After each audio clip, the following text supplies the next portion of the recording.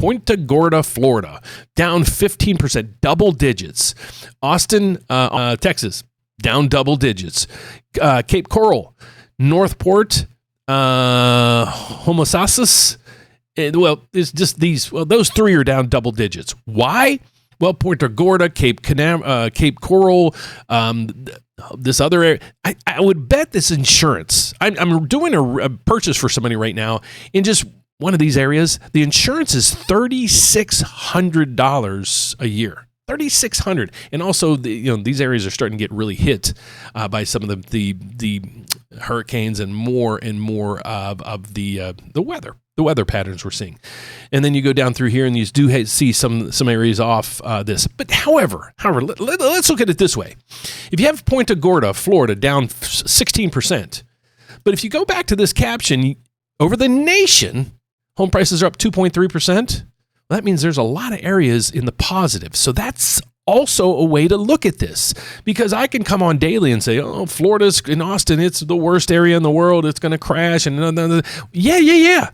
But what areas are doing well? Why don't we hear more and more about those? And I'm actually sitting in one that's actually doing fairly well. I'm in just the outskirts of Chicago, Illinois, and our home prices are actually still keep going up and up and up. So that's what we're seeing across there. Now let's get over to the economic calendar we have for tomorrow. Shoot, I think I'm going to have to refresh this. Let's get over to that real quick. I'm going to show you how I do this, folks. Go to Bloomberg Calendar, Bloomberg.com.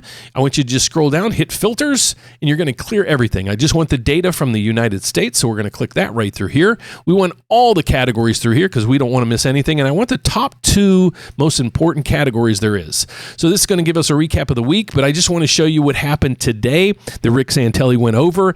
Continued jobless claims. They stayed at 1 point. Look at this. It's right on the button. I find that hard to believe, but it is. And then the initial jobless claims, 218, is basically right in line where we were previously.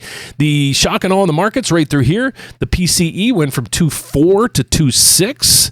And I was, okay, that's starting to show some, the inflation numbers are starting to move themselves in on a year-to-year basis. Month-to-month, it went from 0.2, was expected to 0.3, 0.3. So this isn't skyrocketing on a month-to-month basis. That's what I'm really focusing in on right now to see when those tariffs are starting to come in.